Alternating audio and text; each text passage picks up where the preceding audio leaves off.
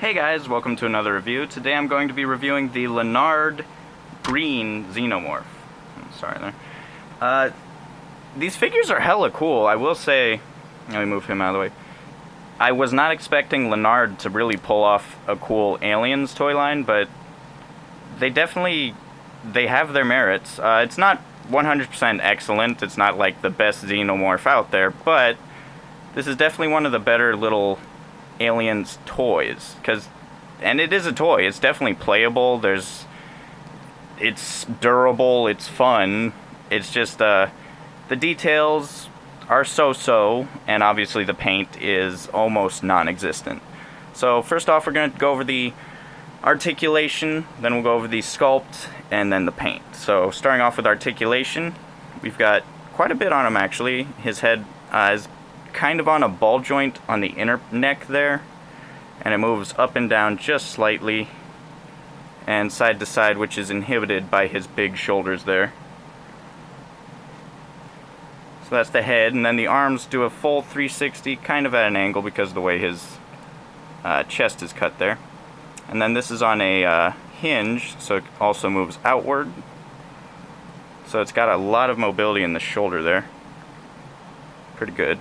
No elbow articulation, which kind of hurts it in a way, because I kind of want my aliens to be able to crawl and grab stuff, so a little bit of a miss there, but for the price point, you can't complain too much. I believe this one came in a 2-pack, I want to say, with, I think he came with the alien face hugger and a alien face hugger egg and a, what was that dude? It was some weird Lanard space dude. Just very generic, not actually from Aliens.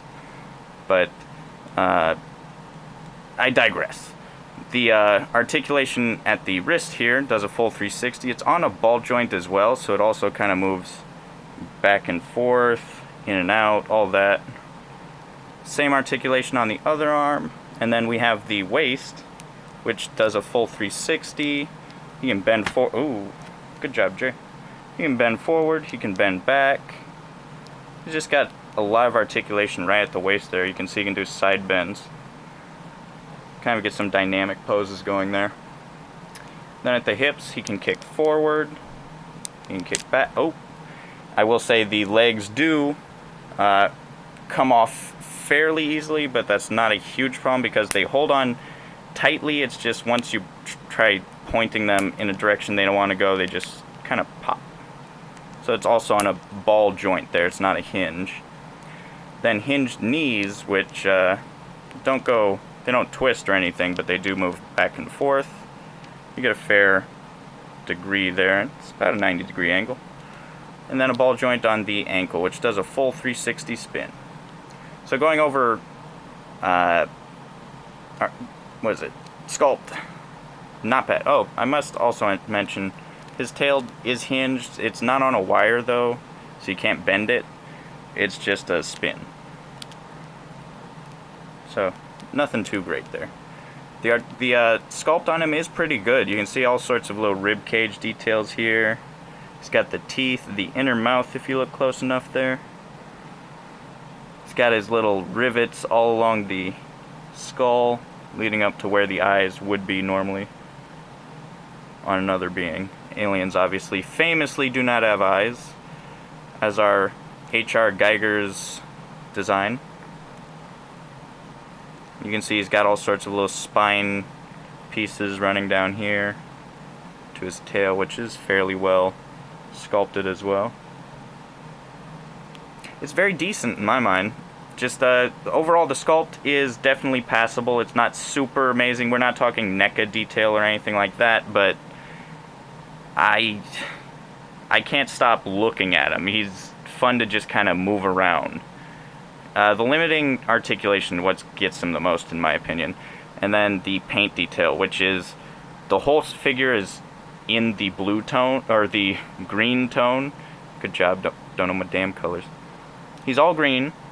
So that's the molded plastic, and then the only paint is his silver teeth, which, if you look there, isn't... I think it pretty much covers all the teeth. It's just... that's really it. just that silver detailing, and that's all. So on the bright side, that does lend a lot of fun for the customizing crowd, because we get to paint up these guys like crazy, feel like we actually did something amazing. But it's just there's not a whole lot going on with the paint work, obviously. But I would recommend him, definitely. He's a lot of fun to play with, and if you have any of the bug hunt guys from Marauders Task Force, they kind of fit in fairly well. You gotta have someone for them to fight, right? Anyway, guys, tell me what you think about these figures. Make sure to like, share, subscribe, and I'll see you later.